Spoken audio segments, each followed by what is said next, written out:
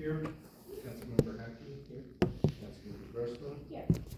Councilmember Strickland. Here. Mayor Schiff.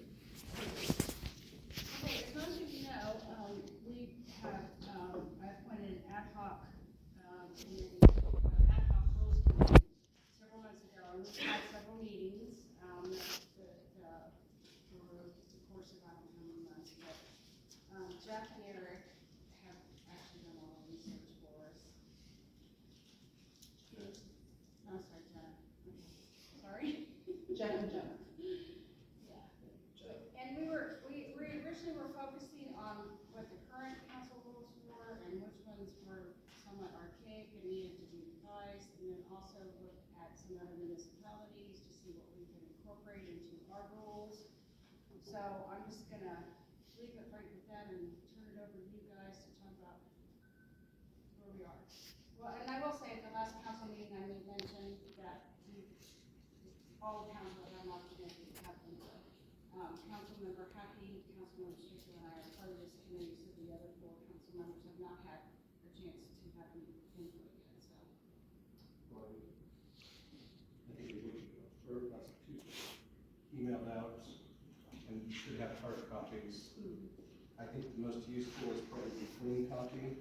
If you do have a red line copy, it's just there was kind of multiple red line iterations of it, so we didn't want to. The red line may have missed some of the adjustments that we were making. I think just to reiterate, or maybe there were several iterations or kind of layers of the process the committee went through. One, I would call that kind of more Jeff's, was the procedural element of the rules. Keep in mind, this is part of what's in your codified, chapter 121.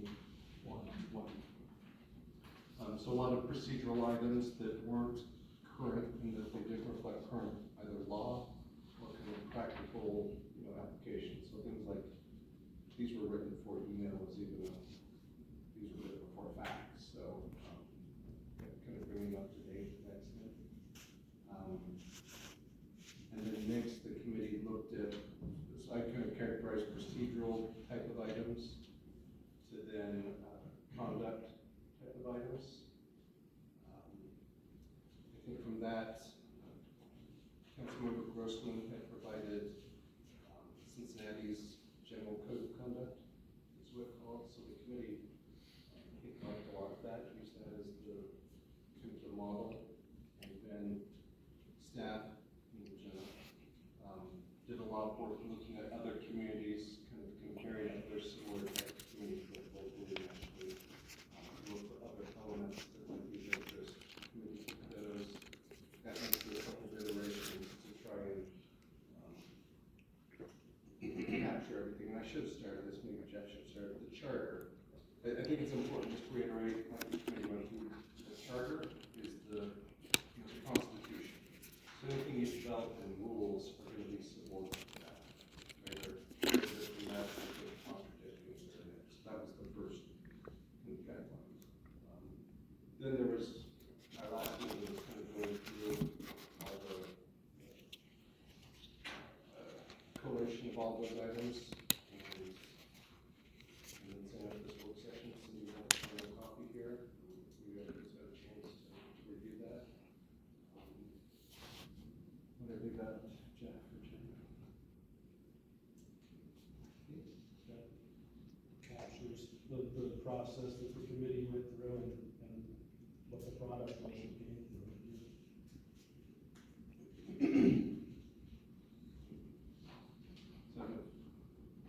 So I'd say from the last meeting, there were typos or, you're looking at how the actual application of some of these would be, so it's fine-tuned to a additional degree. Some numbering Yeah.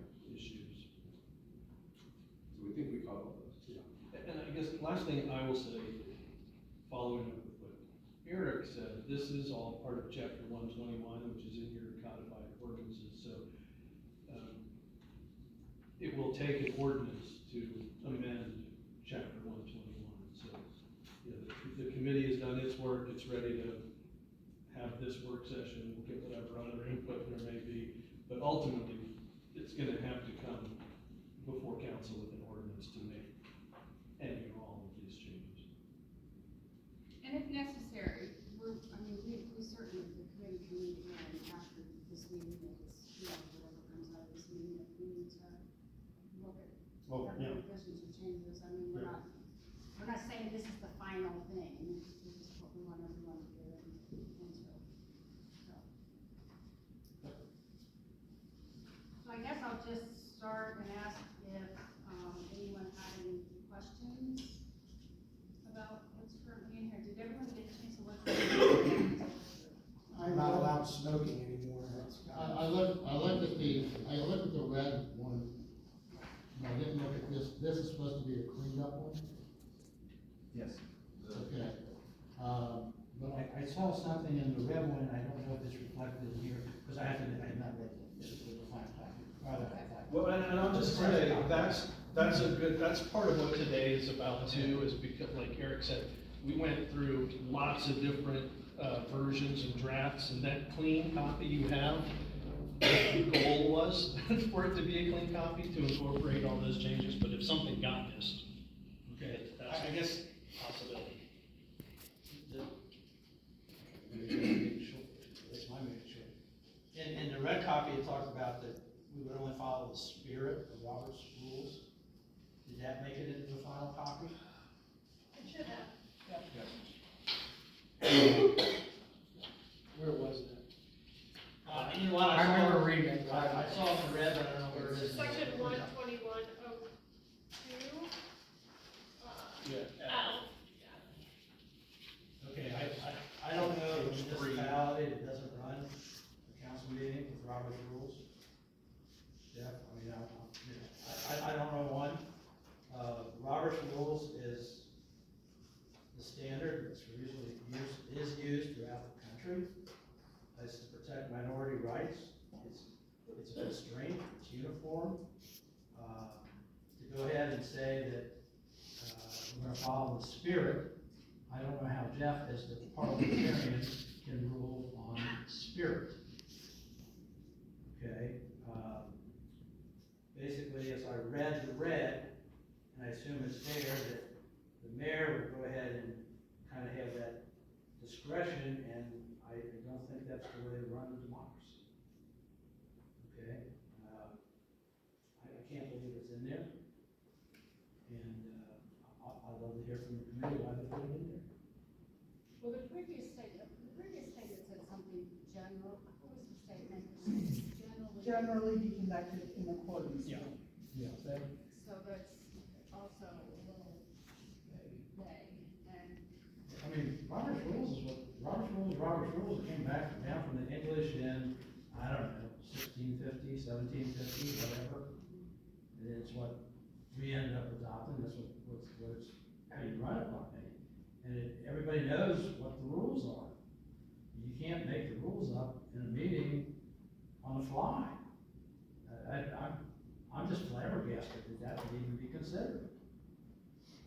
well, I want to have your input on it, so, does anybody else have any comment about that? What did the old one say? If it said general.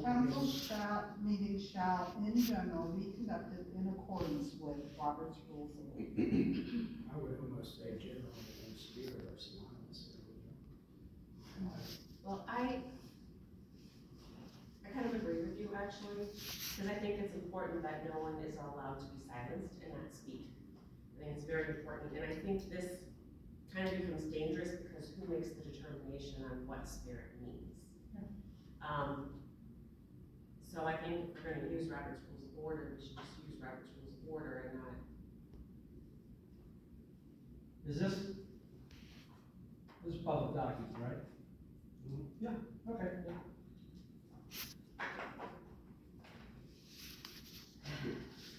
No, I mean, we all get beat up at times, we don't like it. The other thing I know in Robert's Rules, you're allowed to have open discussion.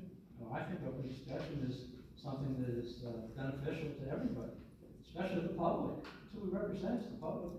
And I know we don't like getting kicked in the teeth, but sometimes we do, and this stuff goes with the territory. But to go ahead and say, nope, you're not gonna be able to speak on that, as long as you're not threatening to kill me or somebody else in the room, I'm an advocate of the freedom of speech, you know. And at times, if necessary, the ability to go ahead and fire back, or correct a record, let's say. So I don't know where, was not part of this committee. I'm glad I was not part of the committee, but I think this is a very disturbing document. To go ahead and say, oh, that you were even looking at it. I mean, the mayor is supposed to be neutral if there's an issue as far as procedure. That's what Mr. Forbes gets paid big bucks for. Okay? And, you know, to go ahead and say the spirit or whatever, no, we're going to, you know, we're going to follow, we should follow Robert's rules. Okay? Let me give you an example that I think was discussed in the committee, to maybe this was not as artfully drafted, maybe as I could have done it. But for example, Robert's rules says that a motion to table, there's no debate on a motion to table. But I know a few meetings ago, I don't even remember what the topic was, but there was a motion to table, and the mayor said, you know what, I think we should hear from people. Robert's rules technically says, no, a motion to table, there's no debate. And I think that was the goal that they were trying to achieve here when they said in the spirit of Robert's rules was to say, maybe not so much to stifle communication, it was more in instances where there is no discussion to have discussion. I don't want to speak for the committee. Shut it up. But I think that was one of the examples. But the other example we used, and I didn't know Robert's rules is going to be an imperfect guide for different bodies because a city council is different than a corporate board or a state legislature. There are things when you go into the rules that just aren't going to apply or may even contradict, you know, provisions of the charter, like for public hearings. You know, so it's, I don't know that you would ever adopt a rule that says Robert's rules is the rules for council. I think the original wording that said it in general, and we've had that over the years, over the decades. There are times when, you know, if you want, actually, examples that just simply aren't appropriate to an elected public body. actually, I just thought of another example, and it's something, I don't know if anybody noticed, but it is one of those cleanup items that we took care of in here. Robert's rules allows for, in certain circumstances, like a paper vote, like a secret ballot, but you can't do that as the public body that you are. So you can keep talking for sure about that, the spirit of or in general, but what I would say is at the beginning of that, where it says for purposes of efficiency, decorum, and except as otherwise provided in the charter and codified ordinances, that part is probably worth leaving there, because you can't say that we're going to adopt Robert's rules if there's a provision in Robert's rules that would violate the codified ordinances of the charter. So that part would probably still be consistent. You'd probably want to consider that. And you can. But no matter what, the charter will supersede the consistency with Robert's rules. Yes. Yep. And then, Just real quick, I don't see, I'm in agreement in regards to openness, but I don't see a negative connotation to spirit. You know what I mean? Like, in the spirit of openness, of spirit of following the rules, I don't see where that's negative. General, no, go ahead.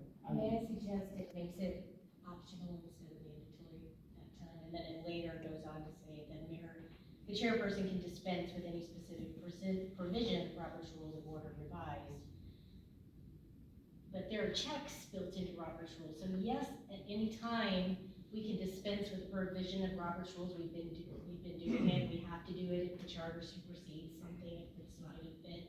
But in a meeting that may feel in the moment isn't going efficiently or isn't going well, the check and balances that the chair has, the check and balance of the council has to approve whether or not she wants to dispense with the rule by a majority vote. So I didn't even think that the second section of that section was even needed in furtherance of need to have efficient meetings and to promote decorum among council members. Well, all that's covered in Robert's rules in detail.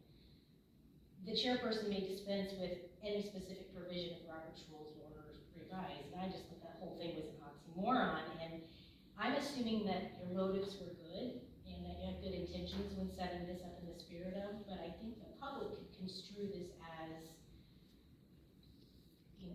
being almost dictatorial, in that you've given one person now the authority to change the rules in the middle of the game without the check and balance of the council giving that person the authority. Kind of like how we set time limits.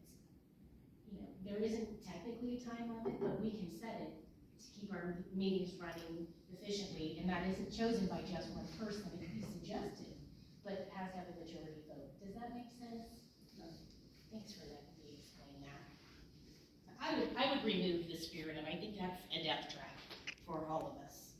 In the future, we could end up with a chairperson someday that won't protect minority rights. Or will interpret this differently. I just think that's a real bad idea to have in the spirit of. And I don't think you need the last part where the chairperson can dispense with any specific provision. Now, if somebody comes in with a gun, then yeah, you dispense. But I think that there are so many procedures in there that it's not necessary to have that option for the chair. That's my opinion on that. Yeah, I have a mark on there as well. I just see possible abuse of power in that situation, and that's what we want to avoid. And I think I think going by the spirit of Robert's Rule of Orders is very important, but I think to put that into the charter leaves a lot of room, or the ordinances, leaves a lot of room for allowing someone else to interpret it, and I don't think that's fair. Where is that in the clean section? Because It's on I think it's page 3, Ralph's page 3 has a number, but It's I. it's the third piece of paper. It's actually Uh, Al, it's right above Al. 121. There we go. It's Yeah. B-I. No, B-L, sorry. So it's L? L. Yes, okay. I'm just gonna put a line along the side of that. And then,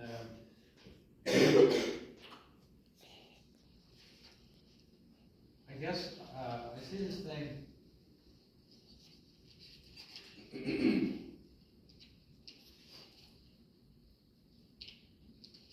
When I vote for president for an ordinance, that's a vote.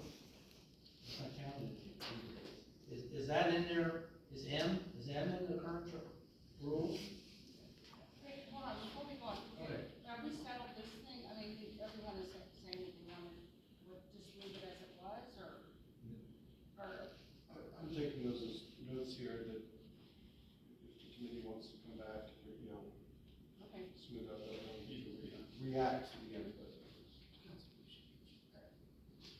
M is in the current rules, hasn't been changed. Has been changed, okay. No, I think you're reading it Am I reading it Yeah. wrong? You can say president, you can say it there. To me, like I said, the Yeah. spirit of It doesn't Robert's count, it rules. doesn't count in affirmative. Right. Takes more from the vote.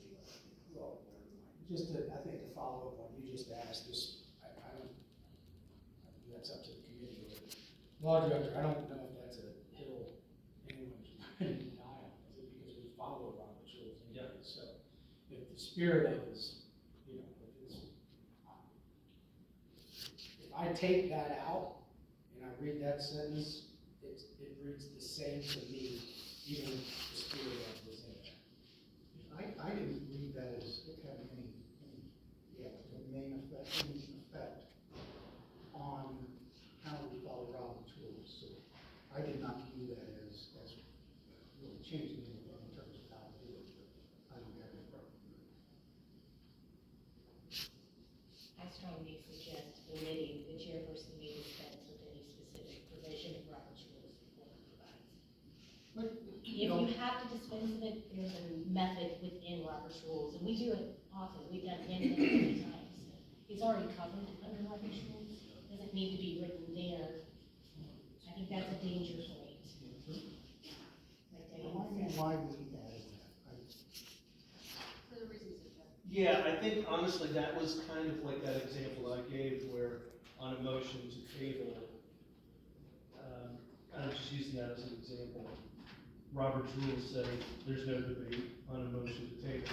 But I know a couple meetings ago, we knew that, I mean, that issue was coming up and the mayor said, I want to hear what people have to say about this, so we just allowed discussion. So, that was dispensing of Robert's rules there, right? well, yeah, but I understand. No, we did, that's the thing, we didn't, and I know what you're saying is, we could have done, basically, a motion to dispense with that and allow discussion. And council would have voted on that to decide if we wanted to have a discussion on it. I can tell anyone that in that particular case, nobody asked, nobody did a motion, the mayor just said, I want to make sure I hear from people, so let's hear what people have to say. So that's probably where that came from. But again, like Eric said, we'll take notes, and then if the committee, I don't know if the committee is going to meet again, if we want to meet again, we can do it. But I haven't taken notes about it. It may be worth adding from the committee's discussion to your question, we talked about, when there's generally goodwill, generally Robert's rules works well. Sometimes, and I think you've all seen it, we can kind of go down the rabbit hole of Robert's rules to the point where, wait, what's the motion? If I vote on this, what does it mean? What's going on? And there will kind of be the audience gets confused. And typically what happens is Jeff or the mayor, there'll be okay, let's unwind, and there's kind of a general agreement, you gotta back up. You're not necessarily strictly following Robert's rules, but there's kind of a general agreement, kind of, yeah, let's restart from this point. Okay, now what's the motion? I know from the committee discussion, that was part of the intent, was to avoid getting a rabbit hole where maybe folks where Robert's rules aren't helping decorum, aren't helping goodwill, they're actually creating confusion. That kind of gives an opportunity to recast the deck. But we can. I think in those situations, that's when we lean into them. And we're like, oh, this is beautiful. We're gonna back up, take a breath. We're gonna parliamentarian, lay it out again. Yeah, it takes a little longer. We have to be patient, but this is part of the process. And that way everybody's rights and viewpoints are protected. And you maintain decorum when people choose to follow the rules. When we get outside of decorum, that's when people choose to violate the rules. The rules are very clear about how to treat each other here in Robert's rules. So I'm assuming that, like I said, that you guys all meant well. And I think that the author used the term in general in part because you're going to have the constant influx of people every 2 years, and they're not going to be experts on Robert's rules. There are going to be technical mistakes. So, but that's the general setup, and that is what governing bodies and private boards do for the most part in the United States.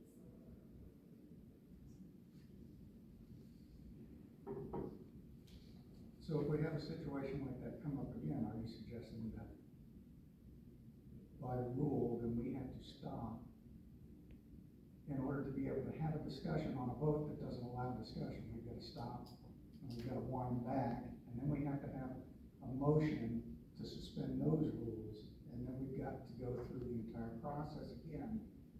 It's going to be technical mistakes, but it's not the end of the world. It's better than throwing the baby out with the bathwater.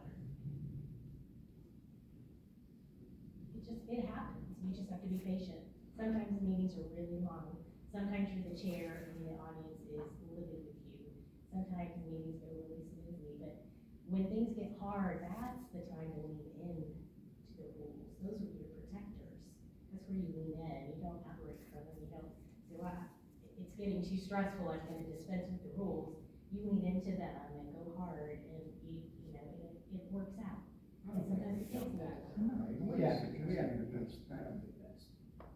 the spirit of that, right? Well, you've gotta be careful, because you're gonna think, we're not gonna be here forever. You've got this ordinance. I agree with that. This is for the people. The public, we represent, so this is for the people.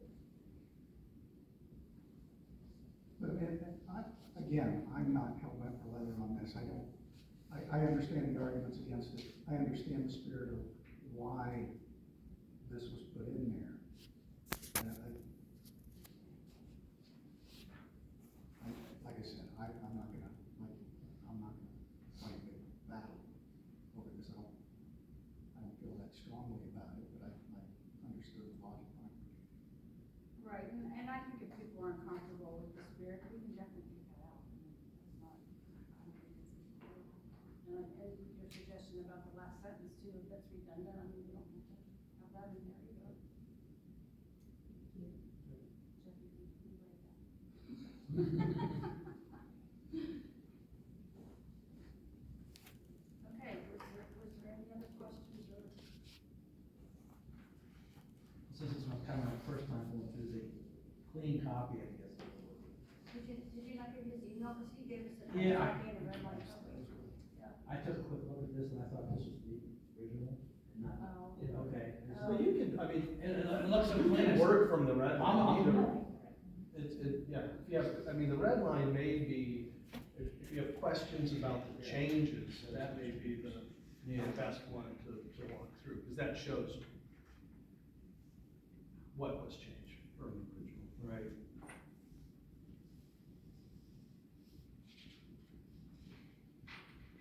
Question about the entire piece. Would we be taking this section by section through legislation, or are you planning on an omnibus package? I mean, if you're asking me, We hadn't really decided. the committee did not talk about that. Whenever we've done other sort of wholesale changes on the whole big, it's typically just one thing.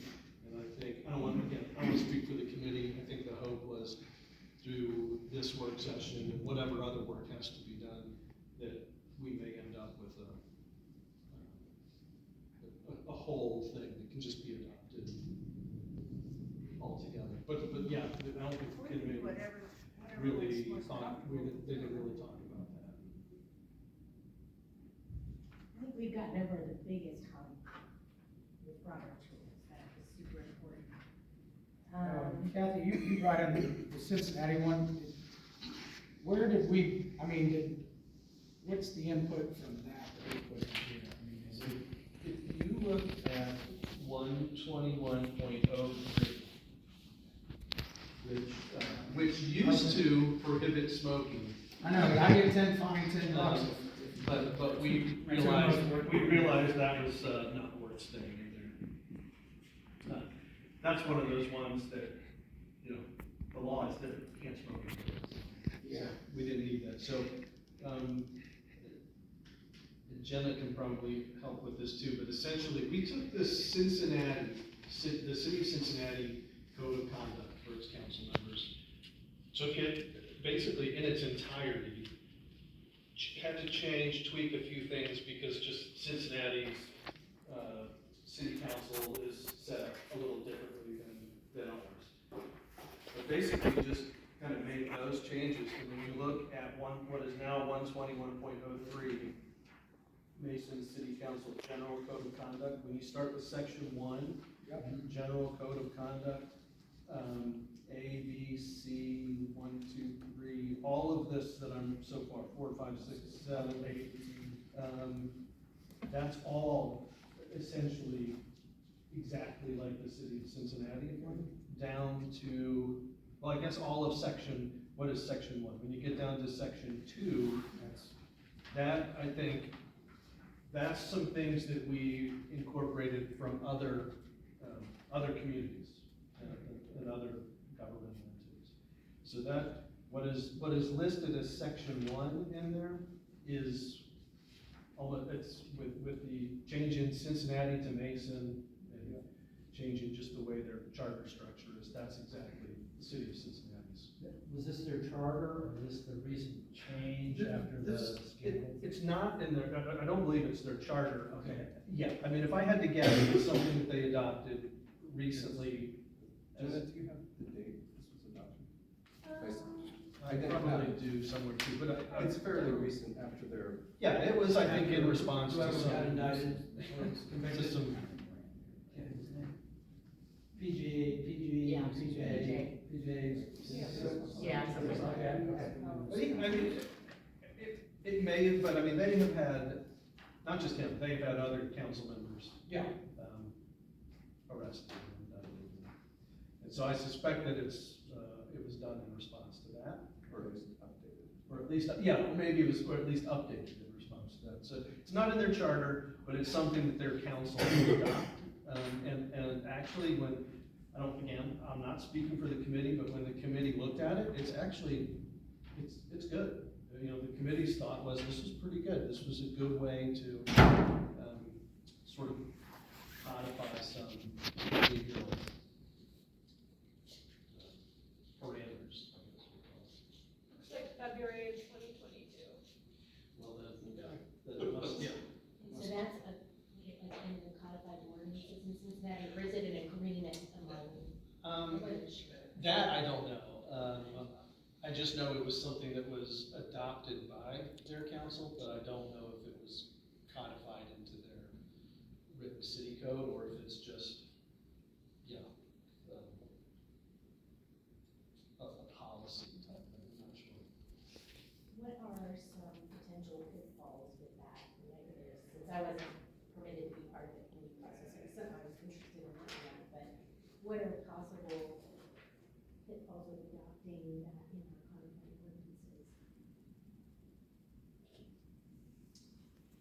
Well, I mean, in these particular, I'm not sure that there's any downfall of it being in the codified ordinances as opposed to just, like a policy that's adopted and approved by council.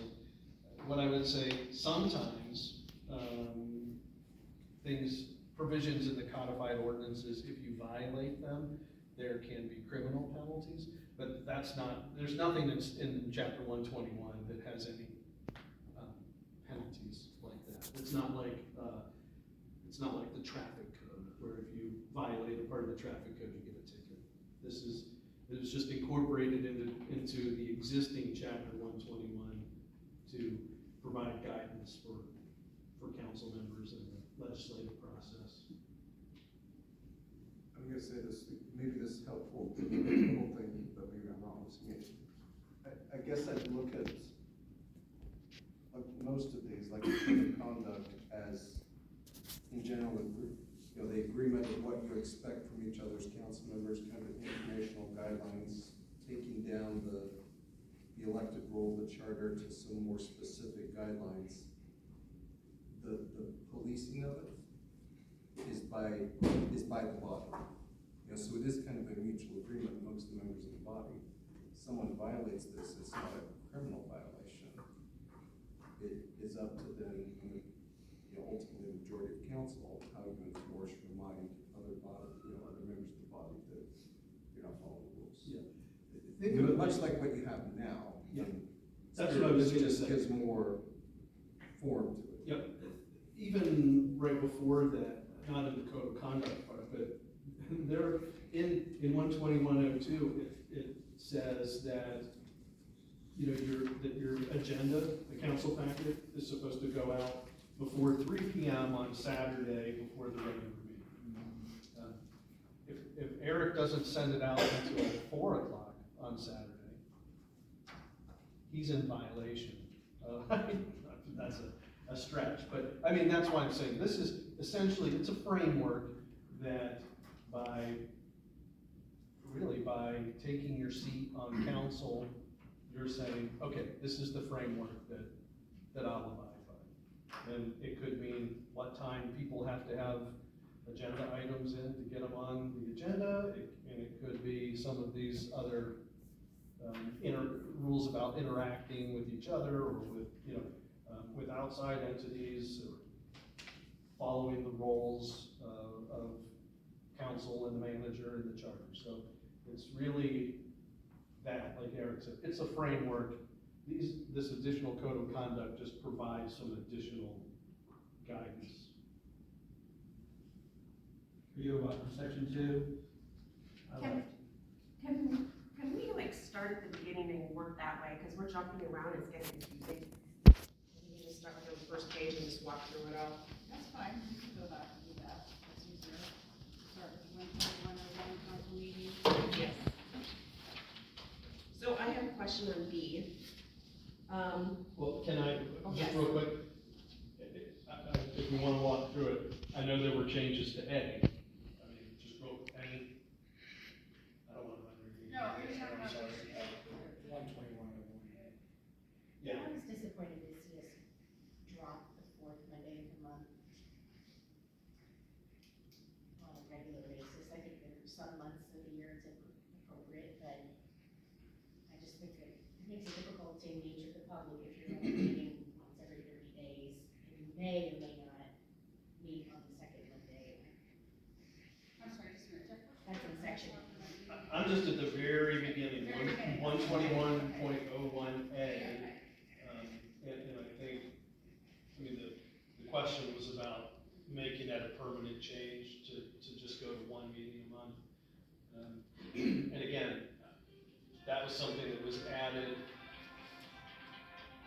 at the, was it the last council meeting? Yes. Oh. Well, that's, hold on just a second, Lebanon meets every week.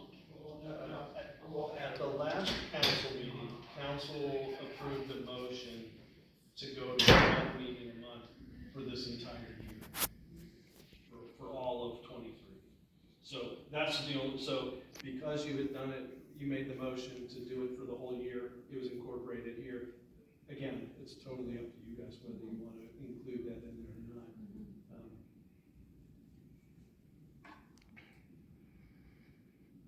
But that's where that came from. It was just in response to that. And we can talk about it however you want. Remember, even if you do this, it does not preclude you from having a second council meeting. But, and I want to make sure everyone understands, if you have that second council meeting, it's not a regular meeting, that's just a regular agenda. It would, if this is what's incorporated, that if you want that second meeting, it would be considered a special meeting, and it would just be subject to the rules of any other special meeting, like this, for example.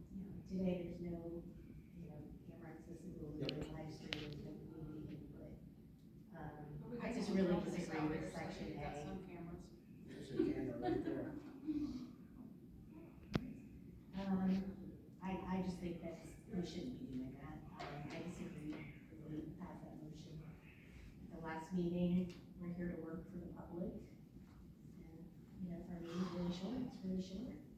And, we're only having special meetings that second opportunity in the month that doesn't allow for regular collaboration with each other and team building, if that's even possible, which it would be someday, but also that interaction with the public. Talking about 30-day breaks between discussions, and Well, I had maybe the meetings will be boring, but that's just. I had a couple conversations with Eric about the necessity of the second meeting, because I said, if we're not getting the work done, we definitely should always have 2 meetings a month. And basically, our conversation was that, at least last year, for those months we were having 1 meeting a month, we were able to do what we needed to do with 1 meeting a month, and actually it freed staff up to get more things done, because it's explained to me, there's a week that, it takes almost a week to get ready for a council meeting, and then after we pass everything, it's another week to start getting everything implemented, and then you're starting the next week getting ready for the next council meeting. So this actually frees staff up to actually do more things and get things done that they're not always able to do. And so I said, as long as we're getting everything done in one meeting, I love that, because it allows staff to get more things that was where I was coming from on that. It was nothing about not being able to participate with each other or public or anything like that. And this, I mean, we don't have to have it in this, like saying that there will not be a second meeting, but I just think that it's so much more productive if we can get everything done in one meeting, and I'm all about being efficient as much as possible. I can concur with that, but when you go to special meetings, then you kind of restricted what you're gonna do. And that's true, and that's what I'm saying, I don't have a problem if we take that out in this, you know, I don't have a problem at all. So we can still say there's 2 meetings if we wanna have 2 meetings. We just say we're not gonna meet next, you know. at the Well, second that- meeting. We have to have a motion. We already voted last month. Yeah, I know. We voted for the year, so I don't know. But he's saying each month you can, that meeting, if you don't need to have one for the second meeting. Yeah. Make that motion and do It that. kind of rolls with what you got, because he may have some hot stuff, and there may be other things, when you go ahead and put in your special meetings, then special meeting is And kind of that- this. Right, and actually, when you think about it, we aren't really missing that many of the second month, because to go to a summer schedule anyway, in that start in May, that's May, June, July, or does it start in May? It depends on the more day, hopefully we'll have. Yeah, okay, so say it's June, July, August, maybe September, a lot of times we don't have it during spring break, which is March. We don't have it a lot of times in November because of Thanksgiving, a lot of times we don't have it in December because of Christmas, so Yeah. really, we're not having 2 meetings a month most of the time anyway, so. Right, as one corollary to what the mayor was saying, the flip side, when you notice it changes council, or staff's planning schedule, so that's all true, but also with council, I tend to notice when we're on, if we're doing a 2-meeting-a-month schedule, your schedules are full too, and that kind of tightens up your schedules. Opportunities for meetings like this that are more work session style, opportunities for committee meetings, staff's ability to schedule those, to support those, I think is enhanced when you have 1 meeting a month. And that's why whenever we've talked about this, I always try to emphasize that 4th Monday, keep it open. If I knew council's keeping it open, it's so much easier to get something like this together, or to get a committee meeting together, or to, schedule whether you want to do training or something more informal, or a joint meeting with someone. It's the real benefit, what I see is in council schedules, it adds more flexibility, so I think you probably end up with more meetings, they're not all regular meetings, they're more work sessions, more committee meetings, they're committee action. It does, Yeah, actually, that was the discussion of the committee, when we had the last committee meeting and said, well, I think have this at a state where we want to present it at a work session. Then they said, okay, so when can we have a work session? And we were able to say, well, remember, you just did that thing to not have a regular council meeting on the 23rd. And so they said, oh yeah, you're right. Send out a notice that there's gonna be a work session on the 23rd. But I understand your concern, I'm perfectly fine that we don't change this for future councils, so that they have the option of whether or not they have a second meeting. So they can find out. Right, I mean, I don't have a problem in putting it back in there, but, because it said the second, 4th Monday, the original one. The other area where this came from, and I'm not trying to contradict or reverse this, I believe the charter actually requires 1 regular meeting a month. So if I was kind of to be consistent with the charter, you have your required meeting. Subsequent meetings are, at your convenience. The other benefit, I think Tony was saying here, things do come up. Things that are urgent, timely, worthwhile, can be of major benefit. Often those are economic development items. Some flexibility in your schedule, like by not having that second meeting, allows us to maybe be a bit more prompt, or to, prey upon your schedules a bit more to say, and gives us some predictability. So when we're dealing with whatever that event may be, you know what, I think we can get that done by next Monday, because that to those kind of special circumstances, sometimes your 2-meeting-a-month schedule, your Monday meeting-a-month schedule doesn't suit for those. Because there are instances, and some of you have seen them, we've had the whole day, I don't call them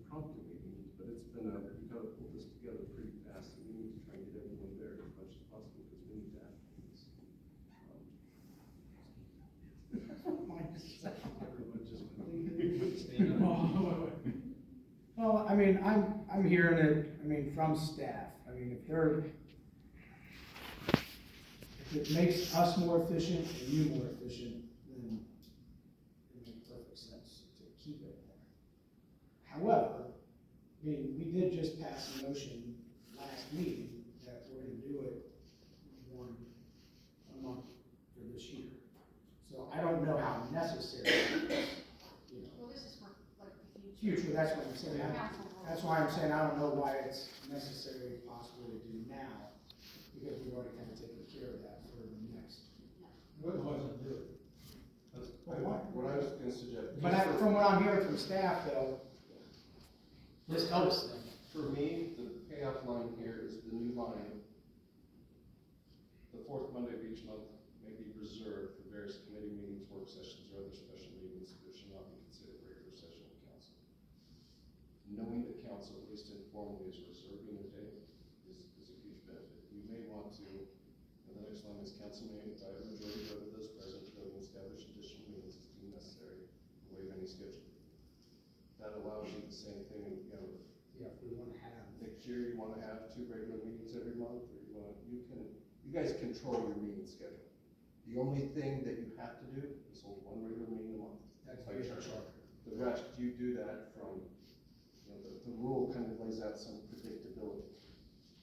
You guys then control whatever you want to do year from year, council to council, month to month. Could the motion be, If this is the standard, which I think it should be, could a motion be made that we will hold a second meeting a month, but that is a regular council meeting, just like we made a motion to not hold. And then that gets rid of that special. Take a special out. So it's possible that future councils could go in and say, no, we're gonna go and hold a second meeting, regular meeting. Yes. Yes. So you change it to other regular meetings? I just don't see why you can't have all of that in a bag of chips here, you get everything you want here. By not including this, just second and fourth Mondays, regular meeting, and if you can't do the regular meeting for some reason, you inform the public, but reserve, council agrees to reserve the fourth and second Mondays of the month for regular meetings, various committee meetings, work sessions, or other special meetings. I just think this is risky and we shouldn't do it, and My only concern is the special meetings, because that restricts yeah, I just. what you can do, correct, is that correct? Yes. Mr. Parliamentarian? Yes. Thank you. Yeah, I mean, if you have a special meeting, when we post the notice of that special meeting, it has to identify all the topics that will be discussed. That being said, and we're getting really in the weeds here, there is a provision in the charter that says at any special meeting, a vote of 5 council members can add anything else they want to the special. Well, the reason for the language there as special meeting is because if you've had your when the thing comes up, the special urgent item, I don't have authority to say, okay, you guys, we're having a meeting next Tuesday. You guys have to set your meeting. If you guys aren't meeting to have a vote of 5 to say, we're gonna meet on that Monday that Eric really wants us to meet on, I can't do it. So the next recourse is a special meeting, which allows you to not meet publicly, allows the mayor to say, yes, Eric wants a special meeting, I'll let him have a special meeting. Or if the mayor's not there, to talk to 3 council members, say, can we have a special meeting on Monday, because they really need one. It's a way to accomplish that meeting without having to have a meeting, to schedule it. It's kind of fail-safe in the procedure. Otherwise, you restrict yourself to only meeting at the meeting month until you can meet. Just have another meeting. That was a mouthful. Well, and that's what it is. It's kind of a devil's, it's a loop. Let's have a meeting to have a meeting. But you can't call the meeting, because no one has authority to call the meeting unless you actually have a meeting. You have to do public notice of that meeting, so you can't meet. That's the fail-safe.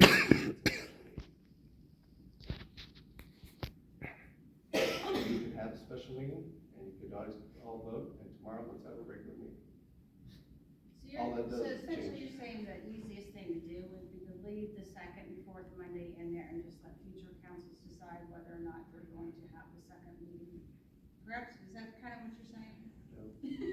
That might not be what he's saying, but It's possible. But if it remained the same as it already is, it wouldn't, council could keep doing exactly what you've done in the past, where you, from time to time, approve a summer schedule from April through August. Or like you did at the last meeting, you made a motion to only have one meeting a month for the rest of the year. I understand what Eric is saying, and that what he's saying would potentially provide a more expedient way to do some of that stuff. But if it remained just like it was, council always has the ability to say, we're only gonna have one meeting next month, or we're only gonna have one meeting a month for the next year. Or they also have the ability to say, we're gonna have 2 meetings. Yeah. We're gonna have 4 meetings. Right. You set your schedule. And again, I don't wanna go too much in the weeds on this, but the difference between a regular meeting and a special meeting, it does matter, because you have to provide notice to the public of what you're gonna talk about at a special meeting. You also, I'm not sure that during the course of the year, you can say, next week, we're gonna have a regular meeting. The point is, you have to have a calendar out there that the public knows when your regular meetings are. And right now, our notice to the public says we're having a regular meeting on the 2nd and the 4th, Monday. If you change it, then the public is on notice that our regular meetings are only gonna be on the 2nd Monday.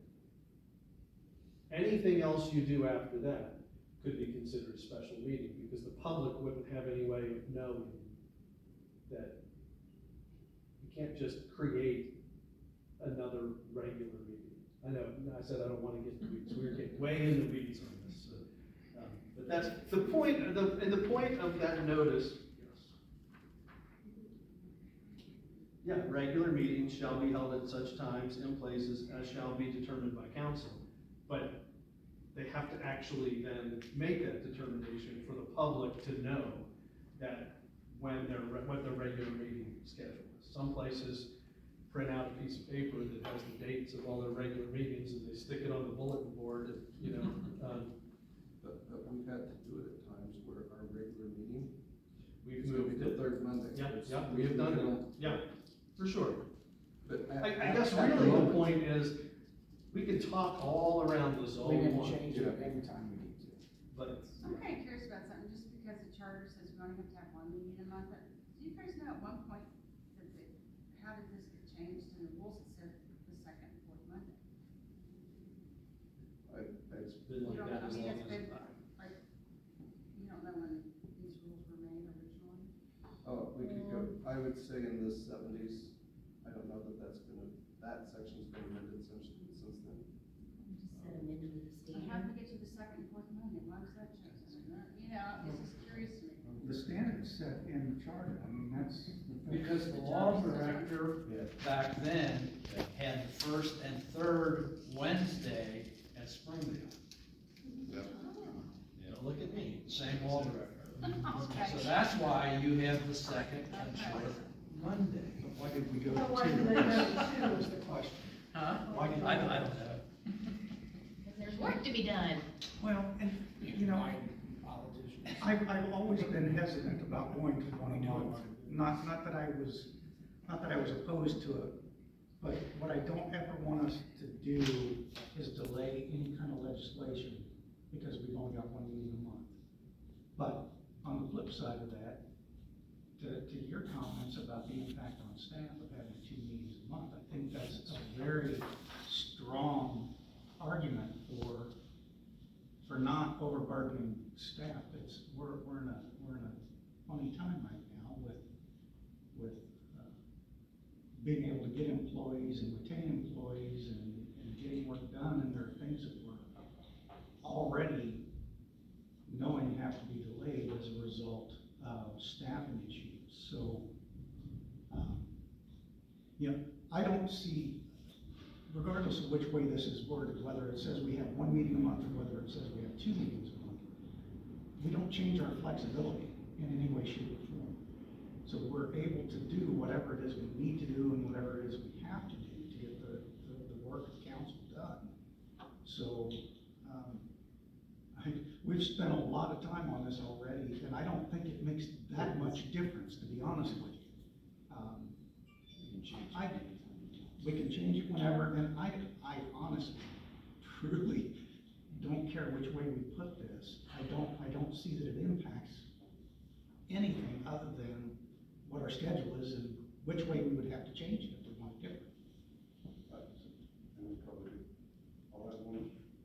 I would think about it big picture. And this doesn't matter, that sometimes again, the charting language, your meetings across the hall at the dais with an agenda of ordinances, the public expectation of that leaves little room for this type of work. You know what I mean? And sometimes on the staff side and the council side, this type of work, where it's not necessarily, okay, ordinance, vote, motions, we're able to have some discussion. Sometimes that's what saves more than staff time, because we're able to move issues forward easier, better than when we're over there and you have a different kind of public expectation. That's kind of the magic of it. If you have two formal meetings, whether they're regular, special, whatever agendas, over there, you get kind of locked into an expectation and mode that doesn't always allow this type of discussion, collaboration, freeing up time for this type of stuff. Moves projects, can move projects. You can also spend a lot of time going into. Yeah. I think that's the best point of mine. I agree with you 100% on that. And I think just, Deerfield, a little different, but I think they have a work session every month or two, or every week. I don't see, everyone's different, but I know many communities that their default is we have our official business meeting, then we have a work session meeting. If we have 2 meetings a month, one's the formal, one's the less formal. I shouldn't have thrown that out, it's makes it confusing. I don't know how we decide, how do we decide which way to go, because I think everybody's gonna have different opinion. Can we, like, move through this a little Yeah, bit? we Like, can. the question- I mean, we're on 1/21/01 and it's 6 o'clock, I mean, this will be midnight We before. may, well, we may have to just have another work Yeah. session. But I mean, that's we what's- don't a lot have of to get this this done is- tonight. Committee has gone, we had a lot. Yeah, Yeah. I guess, really, I mean, we got this last Thursday. Tuesday? I mean, I read through it, I mean, I guess should we just go through our questions or concerns? Man, to your point, going through it like Well, questions, let's go in order. in order, yeah, Yeah. in order, So yeah. let's just, okay, I've got a big asterisk about, I'm writing this one, we haven't decided anything, but we'll continue that discussion, let's go on to May. Okay. Continue. So I have a question on B. It states that, so we follow the laws of the state of Ohio or the charter, for the executive session. Yep. Isn't it usually one or the other? When it comes to executive session, the state law provides a list of reasons you can go into executive session. You actually have the authority to add more reasons, but only by charter. And so the purpose of the change in B, because what it does now is it lists the reasons you can go into executive session, which I can tell you is not comprehensive for what the state law is right now. So the reason we made that change was to, instead of listing them all out, we were just trying to say, you can go into executive session for anything that's permitted under the state law or the charter. Because I can tell you at least one city I know of has something in their charter that gives them one extra reason to go into executive session that's not in the state law. Economic development. Yes, for economic development. So the state law doesn't override the local law on this particular issue? Or so? You can have different, like, for example, Mason's charter, years ago, did not allow for executive session. And this was before my time. But it was in their council rules that said we can go into executive session for these reasons. But the charter didn't allow for executive session, and so someone sued the city and won, because the charter is what controls, when it comes to executive sessions. Was that Inskeep? Yes, it was. And so as a result of that, the city did a charter amendment to say, we can have executive, and actually, all this says now is what the charter already says, which is you can go into executive session. Charter says for anything in the state law. And if the charter adds any other reasons, you can do that too. Okay. I was just worried It's about just being smarter. confusing with having that. We just Or in there. felt like, the committee felt like I agreed that it was smarter instead of listing everything out, because then every time the state law changes, you would have to go back in here and change it. Now you don't need to do that, you just say, whatever the state law says, or anything else we have in our charter. We don't have anything in the Mason Charter that's any different than the state law. Okay, that's where my concern was. If it was different, Right. which one overrules? Okay. Okay. Okay, we're good. And everything that's omitted there, that goes in the state, correct? Or that's, Yes. Part of that same. yeah, Yes. that's all, okay. Everybody got me on that, guys? Okay, so, on to the next. I have a question about item C, in the same section. I'm sorry, what? I have a question about item C in the same section, if Oh, you okay. guys are ready there. Okay. If upon a determination of exigent circumstances, including but not limited to lack of quorum, inclement weather, facility safety concerns, the mayor or vice mayor in the mayor's absence may cancel any regular meeting of council by providing notice. So this is new, and my question is, if 3 members of council duly call a meeting, can the mayor cancel it, or the vice mayor claiming there are exigent circumstances, which is kind of vague to me? And does that contradict our charter? So, no, the mayor could not cancel that meeting. And actually, the committee talked about that they wanted to avoid that very circumstance. Because if 3 members of council call a meeting, that's a special meeting, not a regular meeting. What the committee definitely wanted to avoid was, that's there for a reason. If 3 council members get together and say we want to have a special meeting, the committee said the mayor cannot have the authority to just say, nope, I'm canceling it. This is just for regular meetings, and the committee can chime in whenever, but the purpose was, yeah, if we have a meeting, a regular meeting scheduled, and Eric says, well, the boilers all went out, and the pipes are frozen, and we can't really be in the building. We don't have, this is sort of the corollary of what we were talking about before, about calling meetings, having a meeting to schedule a meeting.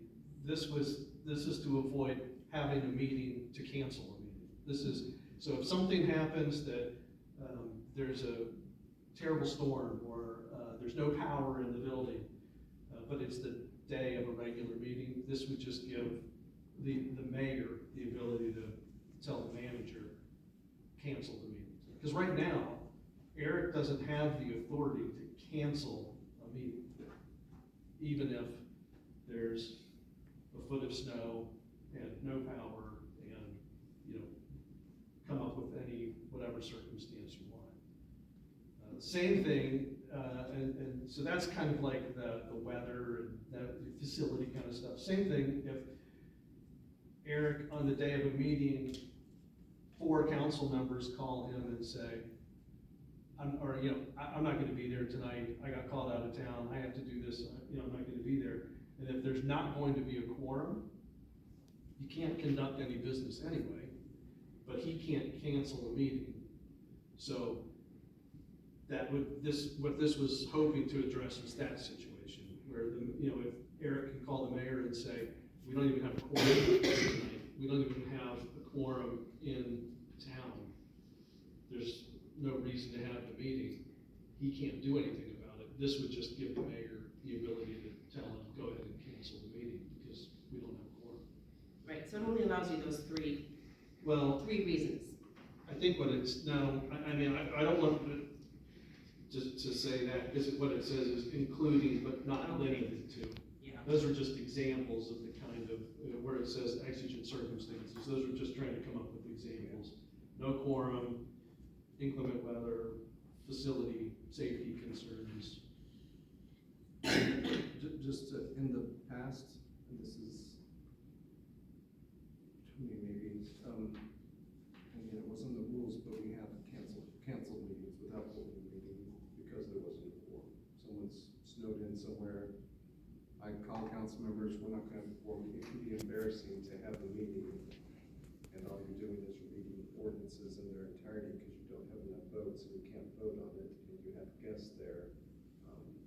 It can be preferable to just say, and maybe cancels to you, especially if it's a regular meeting, you would need to reschedule that activity, but. You need a meeting without a quorum. Yeah, you actually wouldn't even be reading Yeah. anything. You'd be Yeah, if showing you only up. had three, if you have four, what I'm saying is, there's no way to cancel a meeting, even if no one's showing up. And so we're, you know what I mean, you're in that catch-22 again. Yeah, the meeting will be here, but we expect no one's gonna show, so we'll just end the meeting. It's awkward. Right, and this is also a little bit of just trying to codify practices that have gone on in the past. There have been times where, you know, leading up to a meeting, Eric realizes we only have 3 people in town. And so he might send an email out to all of council that says, hey, we don't have a quorum, so, you know, unless I hear otherwise, we'll just cancel the meeting. All this, In the past, what it is, we'll try to reschedule for next Monday. We never called it as, you know, right, there was kind of a consensus, we do what we need to do, so we'll cancel this one because it'd be embarrassing to hold it. And when that folks are available next Monday, we'll move our regular meeting next Monday. So, do we need to put somewhere, because I agree with your concern on this. And I can see someone going to it saying, no, you know, this mayor is allowed to cancel the special work session that 3 council members. yeah, that can't happen, because this, I can tell you, an earlier draft of this, when the idea was first presented. But where does it state that they can't use this particular line? It says they may cancel any regular meeting with us. Okay, Because, and I will tell you, when I first wrote it for the committee, it said any regular or special meeting. And the committee immediately said, no, that's not what we meant. That was not what we were trying to do. We don't want a situation where 3 members call a special meeting, which they're entitled to do, under the charter, that the mayor single-handedly can just say, oh, I think it's gonna be bad weather, so cancel that meeting. yeah, okay. You know, so that's, we specifically drafted it in a way that it only applies to the regular meetings of council. If 3 members call a special meeting, there's, this has no applicability. Okay, very good. It may be worth saying sometime we look to the committee members, because we did have some discussion on this at the very beginning about rules and how, what rules are intended to do and what they can't do, and talk about, you know, when there's goodwill, rules provide good guidelines, kind of predictable understanding for everyone. If you're trying to write rules that keep you from the divisive times or keep ill intentions or suspicion, you know, the rules, you could never write rules that will cover every plausible scenario of someone trying to be divisive. You know, and so we kind of reached an understanding, and I'm looking at the committee to help me out here, kind of reached an understanding early on that the way the rules should be written, because otherwise it's a fool's errand, and council would be expanding the rules to try and cover every possible kind of bad behavior.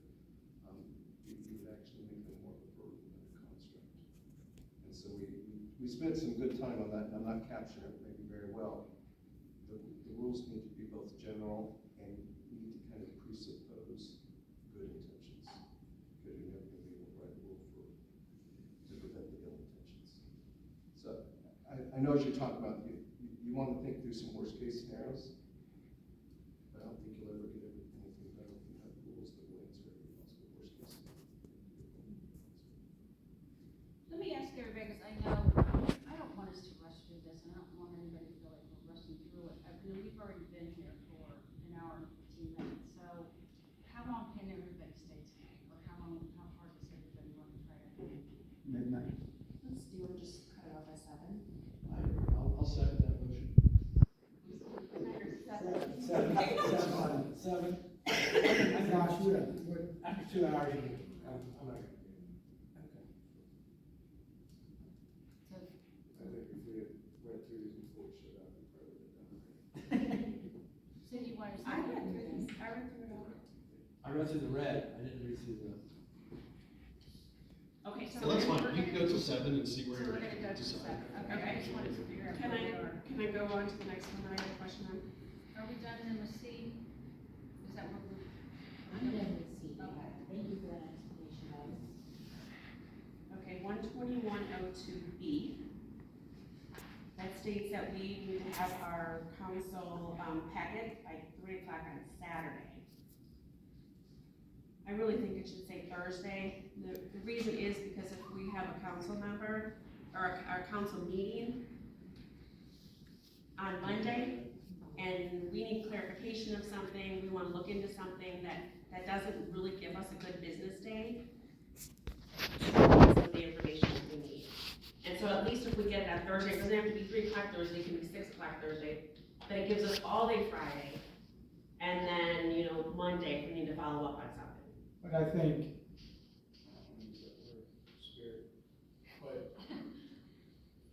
we get them on Thursday. We do. I mean, we get them on Thursday Yeah. before, pretty much the business day of the place.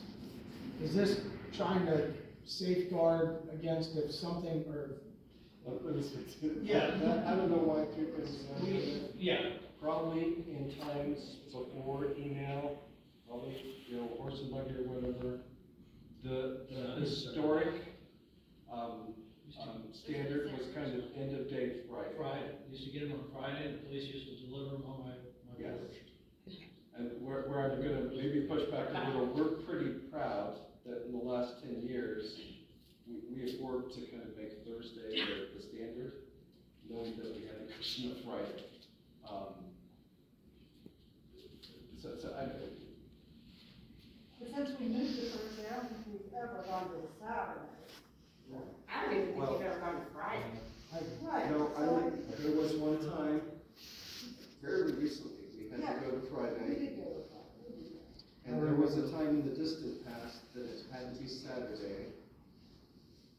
I'm trying to remember why, I think it was more pragmatic, it was police or a copier went down, maybe, it was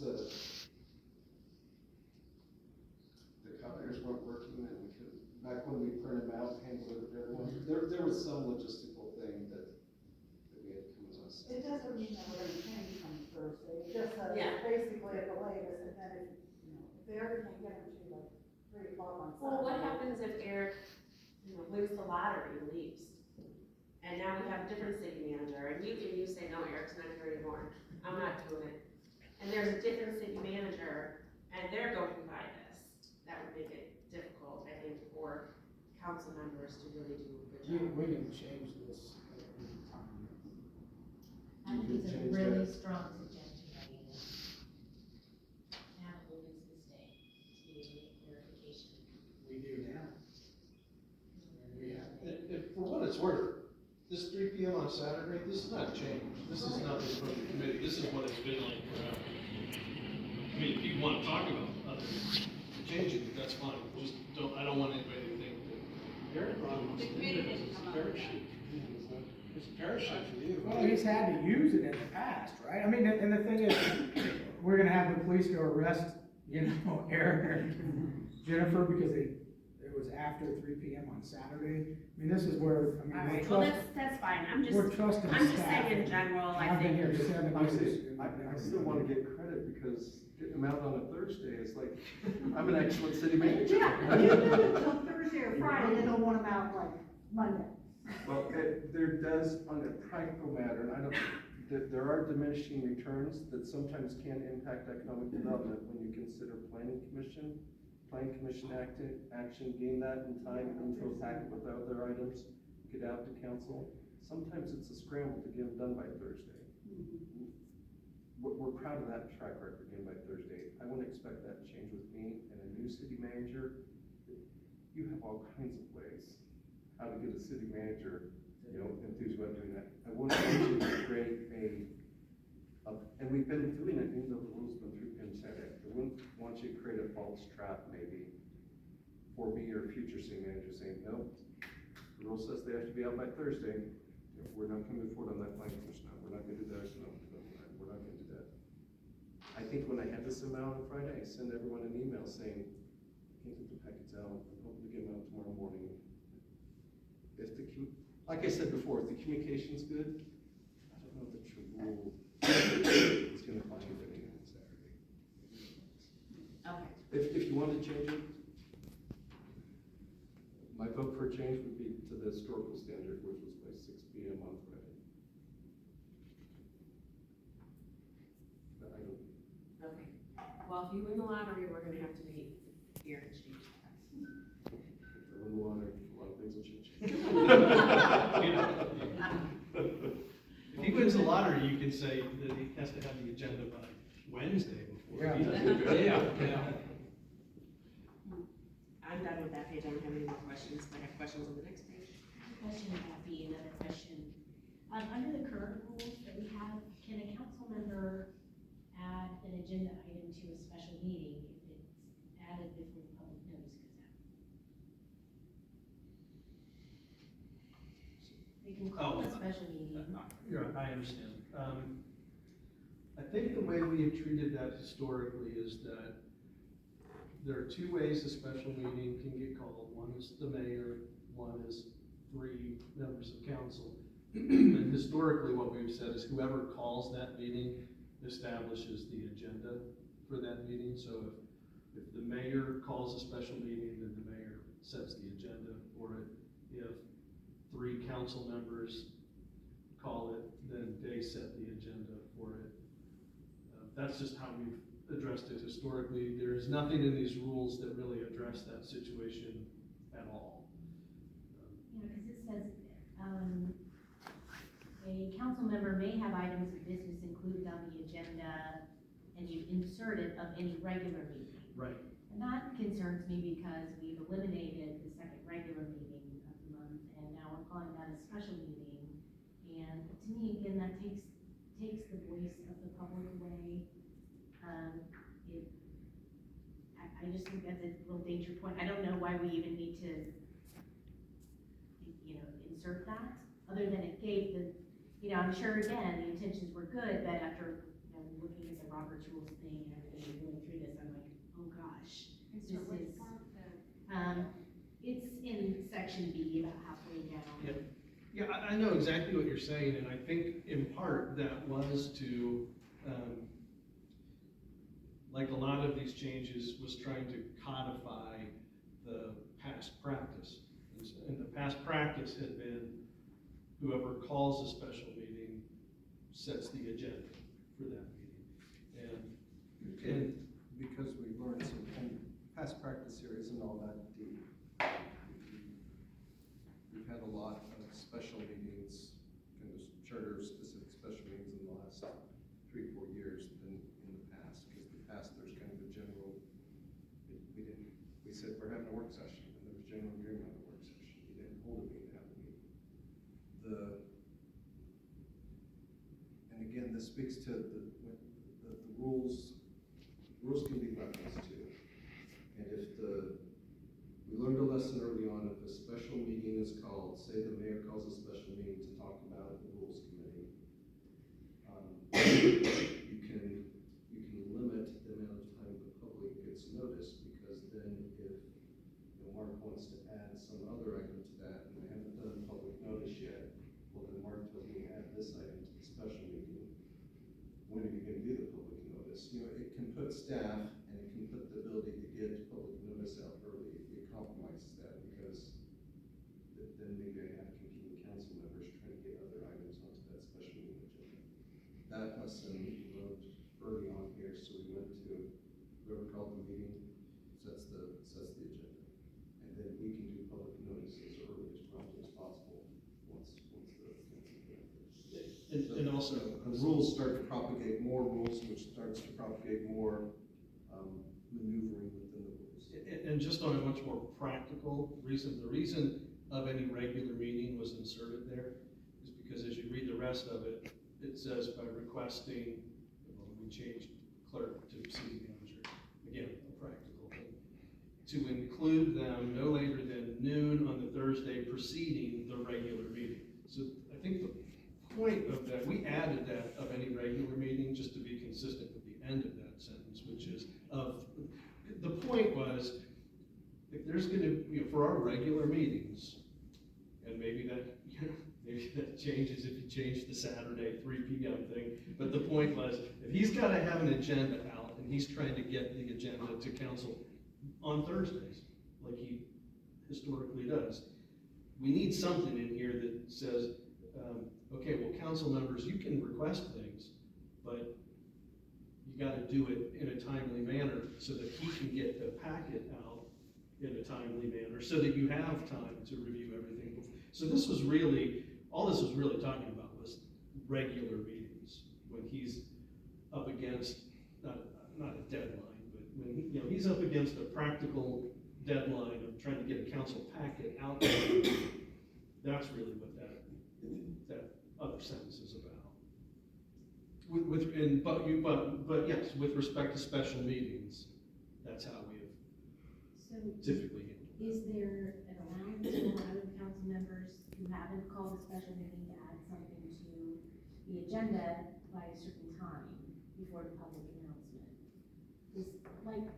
Here's an example, in December, I'm gonna call from Aaron, the mayor, and asked Eric to call me and say I could work on this legislation that was repealed, and wanted it to be, we could revisit it in a work session, and it would happen in January, and I let him know, well, okay, I'll get it done, I'm gonna be on vacation, but I'm gonna get it done.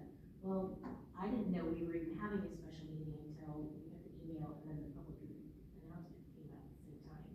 So, that would have been a lot of work, time wasted on my part, had I had it all ready to go, and then, I was out of town, so I couldn't do it when I was out of town. But, I was promised that we would have a work session in January on this topic of real estate transaction legislation. I apologize, I would never promise that, and if you were told that was a mistake. There was no promise of the date. The expectation was you would provide your information prior to us ever having a work session for all of council to look at. There was nothing that I know of about January. That's not how I guess I interpreted it, because you used Eric as the messenger. Okay, well, that's a little off So, subject. we lost off topic, that's true, but just to go back to Use whether your other example, council, bring it to the point. because the point is, there should be a voice for the minority in council when it can be accommodated, and that's the point of this example that just came up, so didn't try to. Yeah, no, I understand what you're saying, and I can tell you, there's nothing in the rules, one way or the other, that really addresses that question. I know the charter says that either the mayor or 3 council members can call a special meeting. The charter says that the notice for the special meeting has to identify the topics, and once it's set, it's set. And then the charter does say that even at a special meeting with a vote of 5 council members, you can add extra things. So, like I said, just historically, that's how, at a staff level, that's how we've handled it, is somebody calls the meeting, they tell us what they want on the agenda, that's what goes on the agenda. I mean, generally speaking, we have to give at least 24 hours notice of a special meeting. But that's not, that's the bare legal standard, that's not Yes. best practice. Right. And so we try to maximize that time, which is whereas when someone calls a special meeting and then that flexible time when the public notice is given can put staff in an awkward spot. And where we just realize, whoever called the meeting, sets the agenda, someone else wants to call the meeting. And right, that's how we've looked at it, and then if there are other folks that wanna talk about something else, if that person is the mayor, then the mayor can call, his or her own special meeting. If it's 3 other council members, they can call a special meeting. That's really it's almost like the fairest way we figured out, from a staff level of how to do it. Whoever asks for the special meeting sets the agenda for that special meeting. Then I agree with that.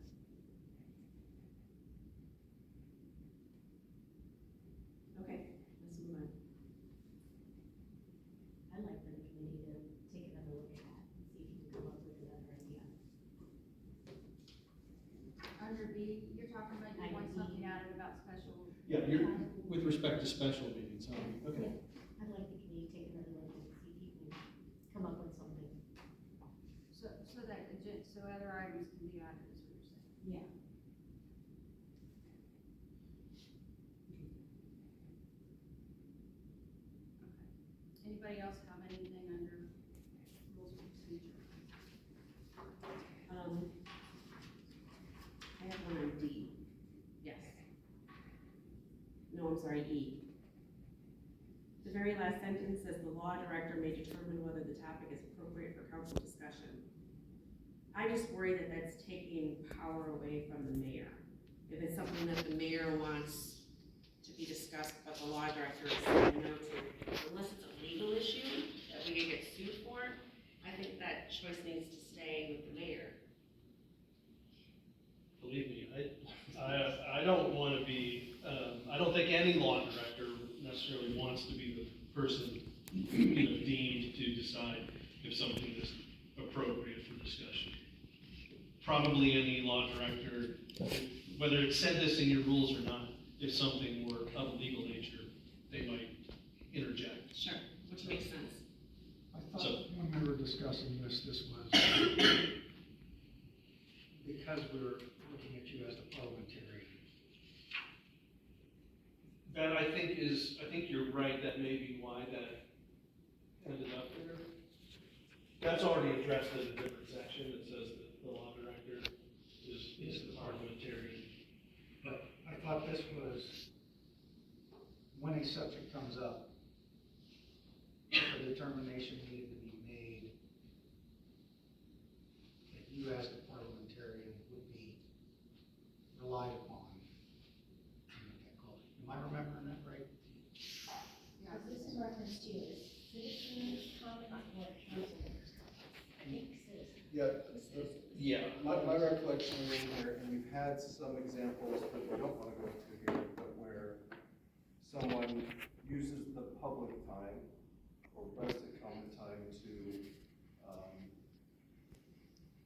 bring up for discussion items that are either litigation, items that have been discussed in executive session, and they may want to use that time to engage council in discussion that we really should not be having in that forum. And that was the opportunity for the law director to say, thank you for telling us, council isn't going to discuss this because it's not appropriate. It wasn't to say, we don't like you and we this or we're controlling discussions. There are some legal guardrails here that you want your law director to tell you you can't talk about. I understand you guys are gonna do this, and it's like, this has been private, but it's been an executive session. There could be instances. Unlikely, I mean, that presents a particularly difficult thing, because if I say, hey, don't talk about that, that's from executive session. Right. Yeah. That causes a different problem. But I think that was it could be that, it could be that there was a threat of litigation, and I would prefer that you not discuss certain things publicly because, we're in a pending lawsuit or something like that. But that's, I remember that. That is where that. I like this just because I think it also protects the mayor from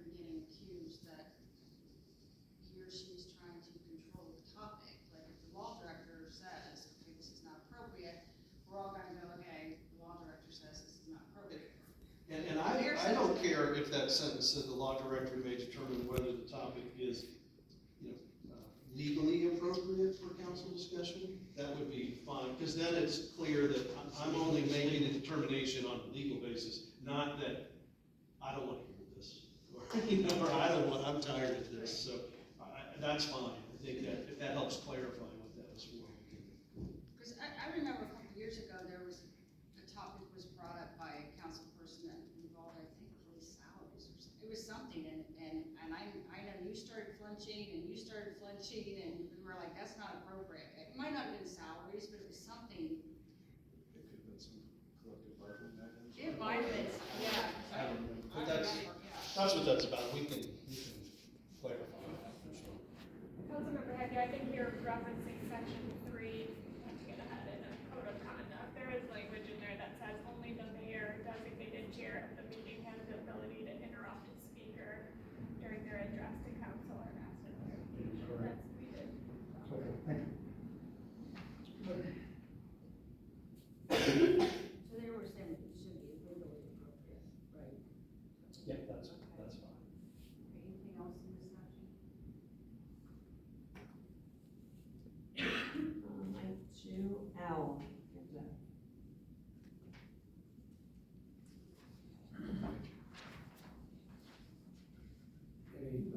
Oh, yeah, we already talked about that. Okay, we already talked about that. That's the, Robert's Rules of Order. So then that gets us into the, We're up to 12303 now, everyone's 12103? yep, that gets us into the general code of conduct. Is that Which is a copy of Cincinnati's. essentially, well, and plus more. There's more. That first section. What's First 10. what's listed as section 1, general code of conduct, that's all based on Cincinnati's, until you get down to what says section 2, elected officials' conduct with Okay. other elected officials. And Jim, there was a little bit of. Yeah, maybe there's mix some, and I mean, match. Okay. I can go make some copies of Cincinnati's to reference it. That'd be great, or just. Maybe it's a take home. You just mail me. Yeah, no. I think we're gonna be here this time. You just make that by Thursday at 3 p.m. But I got till Saturday. It's Thursday. Thursday.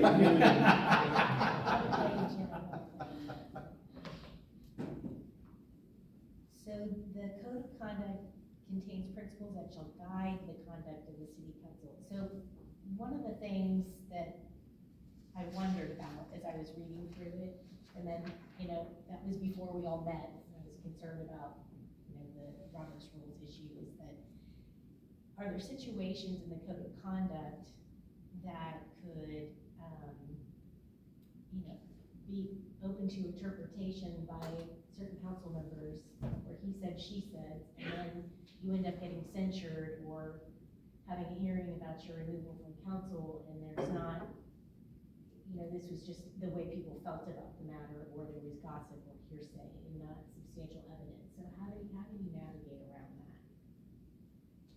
And is there anything in here that could Doesn't escalate Charlotte to point to that? that, like, You could say Well- there's been malfeasance. You were rude to somebody out in the community during a meeting, or, people's interpretation of what polite means, and so I was just kind of wondering what pitfalls could be. And then the second question would be, could we separate this out from the other rules of council and legislation, so you have a separate code of conduct to vote on? We talked about that, can you explain that? Yeah, that was, Yeah. It was a long discussion. that was a long discussion about whether it should be carved out as a separate, as a separate piece, or whether it would just be incorporated in chapter 121. There were a lot of, I think, there was good discussion both ways. And I think, honestly, for sake of, again, I don't want to put words in the committee's mouth, but it was kind of like 6 of one, half a dozen of the other. Let's just put it somewhere so we can get this out to council to review. And it, honestly, it was maybe at my suggestion that since 121.03 was that smoking section that had been deleted, I said, that's an empty section. If you were looking to plug it in somewhere, that's an empty number. It wouldn't necessarily mess up all the numbering of everything, so they said, fine, stick it, put it in there so we can, Just kind of got it floating in. yeah. And maybe to Kathy's question, correct me if I'm wrong, the legal import of it doesn't matter to where it's numbered or coded. It's more maybe how it's perceived. I don't know that there's any other. Right, and I think that's why at the end of the day, the committee said, well, let's just plug it in 121, we have a blank spot. Whether it was 121 or we carved it out and put it in some other chapter, not sure that it would necessarily make a difference. And I guess I'll go to maybe to the next step or the first part of your question, I forget which, but essentially, how does it work? So let's back up, and since the concept of removal from office came up, that removal is governed by the charter. And the charter says, here are the reasons you can be removed, and here's the process you have to follow to do that. And Eric's sliding it too, it's just because I don't have it in front of me, but I knew it. But it's, here you go, it is gross misconduct, which is not defined, but whatever that is. Malfeasance, misfeasance, or nonfeasance in office, conviction of certain felonies, some, judicial declaration of incompetency, and perhaps where this might come in is a persistent and willful failure to abide by the rules adopted, by council.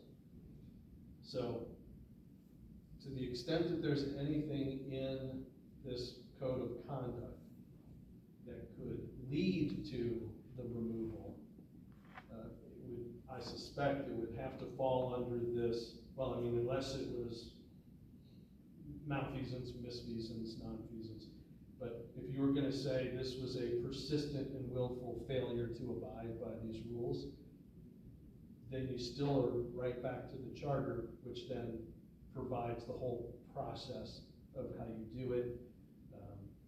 You have to give notice to, you have to give written notice to the council member, essentially the charges, to say, we think you should be removed, here are the reasons. You have a hearing, what is essentially like a little mini trial almost, or maybe not so many, but it's a trial when people have the right to subpoena witnesses and all that stuff. And then it comes to a vote of council, and it takes a vote of 5 of the remaining council members to remove somebody under that process. So if this code of conduct were not included here, or wherever it was, it's potential that it could still be the basis of somebody saying, if you keep violating this, it's still a willful and persistent failure to abide by the rules of council. It doesn't mean they're removed. It means it opens up the process of how you could potentially remove somebody under the charter. If this is adopted, can it be applied ex post facto?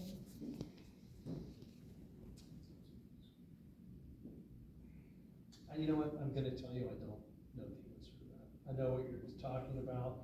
If it were to be adopted now, could it be, could you proceed with a removal process based on, I guess I would probably argue that that wouldn't work, because if you were trying to talk about actions of a council member, to say that they violated the actions of a council member from 6 months ago. Yeah.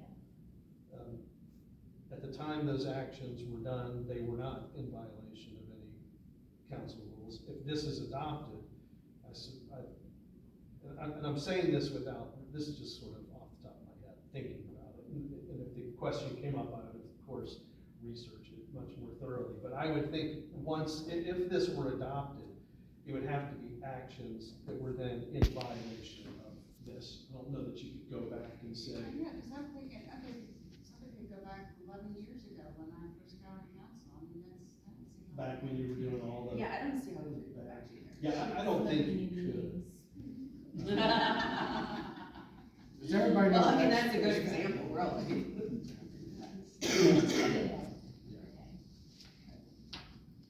I could send out on Saturdays. Right, right.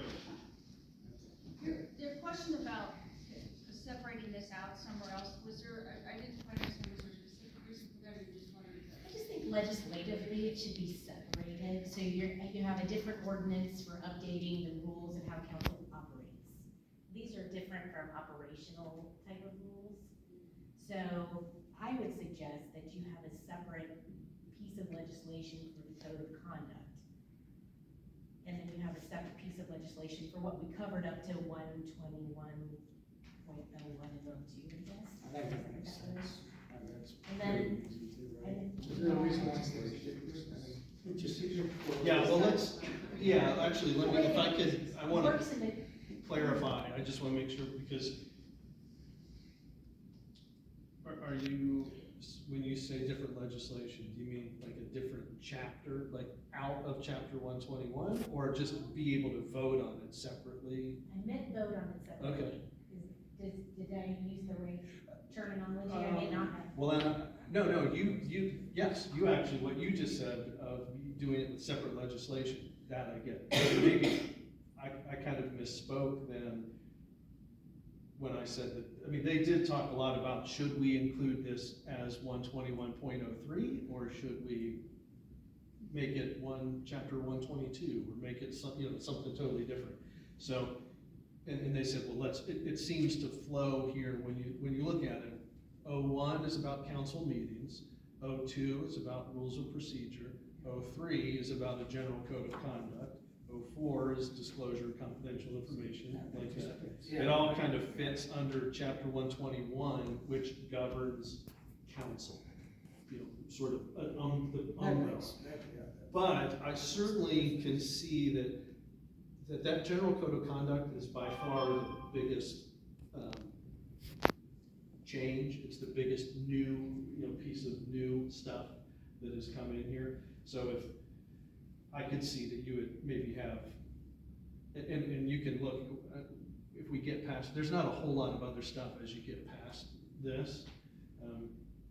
I could see that you might have one ordinance adopting the changes, proposed changes to 01, 02, 04, 05, 06, but then have a separate ordinance to consider the 03 changes.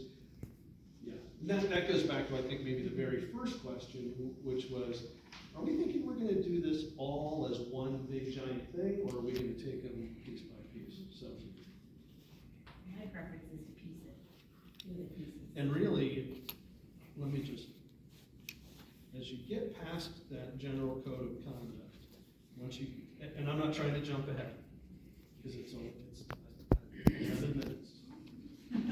But when if you skip over 03 for a minute, the general code of conduct, I'm just, as you scroll through 04, 05, 06, there are a couple changes in 07. The rest of this stuff, there's a little bit more, but the rest of, there are very minor changes. 03, the general code of conduct, is probably by far the biggest chunk. So if you wanted to pull that for consideration separately, I don't think that's It'd be great if we could have another discussion on the code of conduct too, because there are some things that I thought were missing. Oh, yeah, we're not done talking. right. So, Jump off what Jeff said, and might flip the clock if you want to, then skip 121.03, because that is, it's all new, Yeah. it's all code of conduct, and then the last procedural items are, you jump to 121.04. And I don't think there's anything here that's over legislative. I think there's questions on the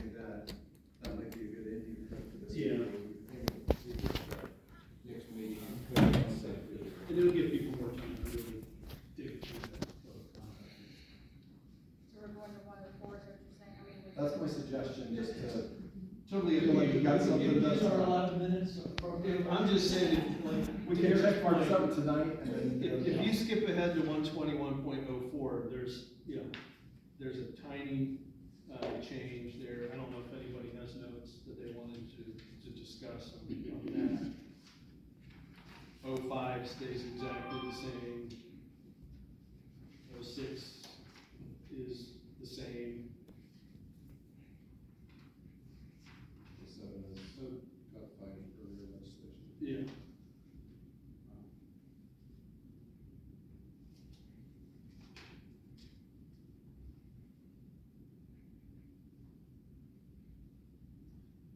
The rest. On the clerk, 12107. Should council confirm the temporary appointment of the clerk that the city manager picks? I'd say no, based on when we did this, that is to cover, you'd be confirming like 8 people. You're probably thinking like Dan or Lisa. Yeah. When folks come up and they need the clerk to certify something, and Lisa's out, we're able to say, okay, Jennifer, you're the clerk now. Okay. If someone needs, whatever from the clerk, this allows us to do ad hoc clerk It's services. just for some administrative flexibility. So if somebody, yeah, I understand, I think, yeah, I'm just thinking, it comes in, I'm supposed to, does she sign the document that they would want the public? When the public comes in, would she have any document, would there be any reason for them her to sign as the Yeah. clerk? Yeah, absolutely. Yeah, often, like, if somebody wants a certified copy, of. And she's of the not, board- and she's not the appointed clerk? And that's legal? Well, that's what this is for. That's That's what it's for, okay. When did we?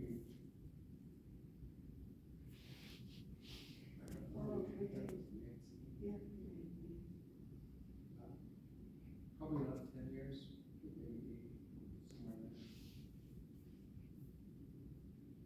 I know Terry was a clerk when I was here before. And after Terry, we got Nancy, didn't we?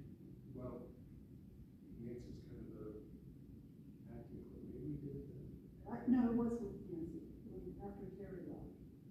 Maybe it was when Terry was still here, Because- they were. Yeah, well, yeah, Bill, Terry started training Nancy right before she left, but just having one clerk, we ran into problems. Oh, I can see that, okay. And so then we had Nancy, who trained from Terry, and then it was Nancy for a long time, and we're like, well, this isn't keeping with what we've done, people are cross-trained, so it's just the public and we can take care of that, so. I guess, is there the appointment of the clerk in the charter? Yeah, I guess, yeah. And you have appointed, Lisa's position is public information officer, council appointed her as clerk. Yeah. And then what happens after that is what I just read. So Dan's gonna act as clerk, Dan's gonna. Yeah, I understand that part. I just want, is there, I think what I'm hearing, is you say it's necessary, it helps. Oh, I agree. It's helpful, Okay. and council, you passed legislation, that's why you try to remember that it accomplishes that. That's why this is codifying something the council's already authorized. So are we good on that, or are we still, We're gonna research it. okay. Yeah, I'm not gonna. I mean, I can tell you, it is in the charter, and it does say that the clerk of council shall be appointed by the council and serve at its pleasure. And that the clerk of council may be a person having employment or appointment within the municipality, it just means it can be somebody else. Else besides, And all this is really doing is saying, in the absence of the person that council has designated as the clerk, administratively, we need to be able to say that somebody's the acting clerk at that moment for the efficient operation. Okay. Okay, and then 08, I think there was a few changes made there because the rules that, council rules that were voted in a couple years ago, we needed to address those, I think, right? Sign-up sheet may be used. Yeah, yeah. This again, actually, well, a couple of years ago, maybe about, A couple, yeah, it's within the last few years. Council had already codified this section of public participation in council meetings. And, I mean, some of this is what we realized is, it just wasn't worded the right way. Like what was adopted said, we welcome residents and visitors, and that needed to be changed to city council welcomes residents and visitors. Some of it was just to clarify a little bit of, that once we initiated that, then how we actually did it, like the sign-up sheet.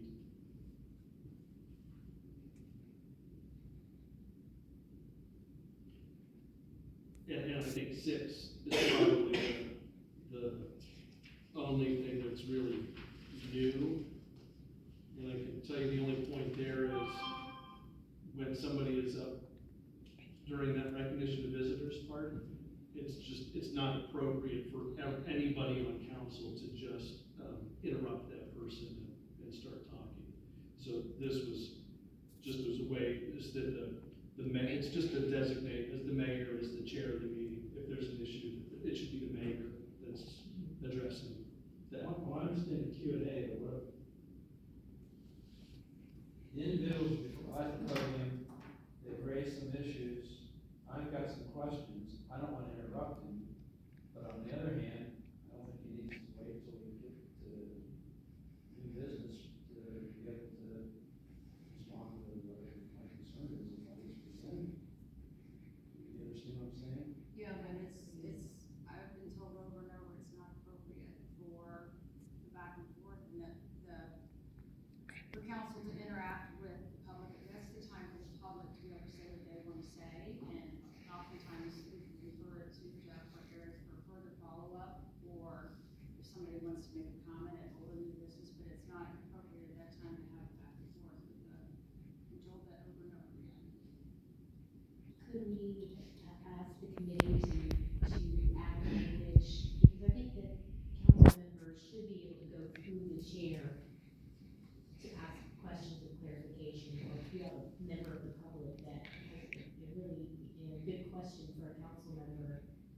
It all should go through the chair. I agree, it shouldn't be like popcorn and bouncing around, but I think that there should be, and Robert's rules, I think, provides for that. That if you're gonna limit free speech here, or, the interaction, I think it's important, that council members can ask questions of clarification.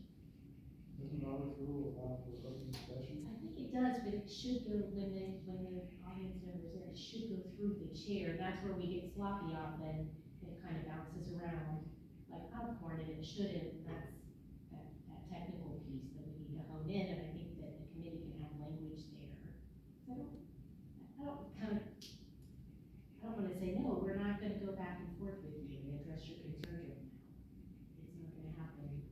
You'll have to wait till then. I just don't like that.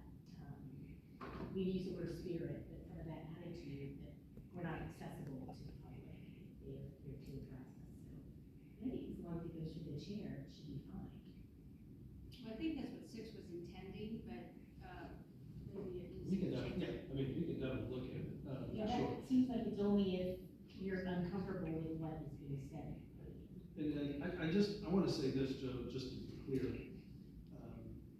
It sort of goes back to the Robert's rules, whether it's in general or the spirit of, or whatever.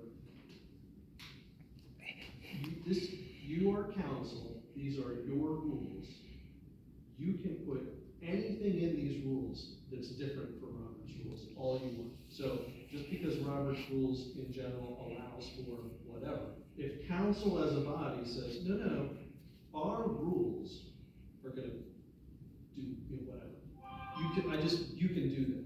So I don't want you to be, I guess, concerned or worried about, like, oh, we can't do that because that's different than Robert's rules. You might not want to do it because it's different than Robert's rules, and that's fine. But you have the authority. It's kind of like, there's nothing in Robert's rules that says speakers only get 5 minutes at public recognition. But as a council, you've decided that's what we want our sort of default rule to be.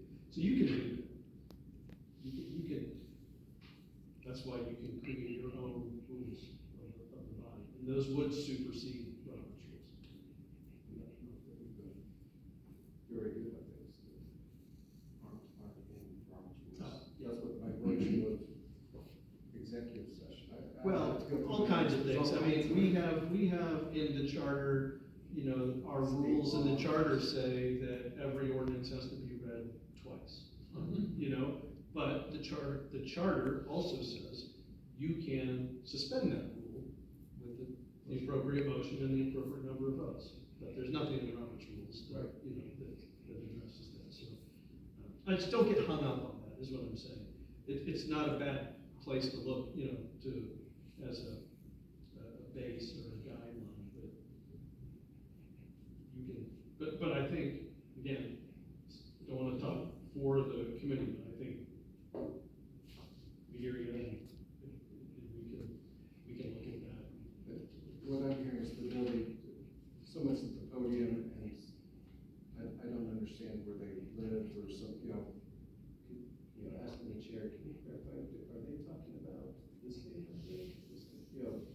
Versus, okay, ask her this, I need to, when it becomes the pot flowing back and forth, whether it's initiated by the members of the public or by the council member, that's where that's using recognition of visitors to have this type of back and forth conversation, whether it's through a chair or just back and forth, is what that's intended to discourage.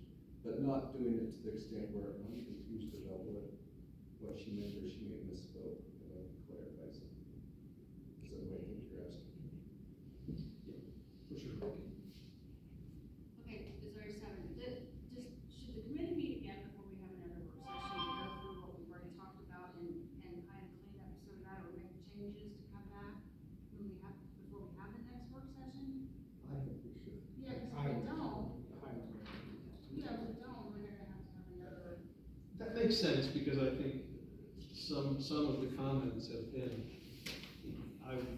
would the committee consider, looking at this or adding this or modifying this, so it would make sense. And then we give everyone more time to look at the code of conduct too, before we have another work session on it. Sounds good. So, I'll read it right. That red line was a perfectly fine one to read, because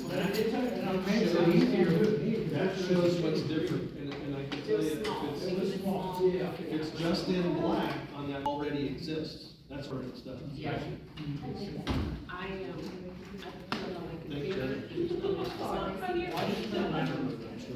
To create that master. So wait,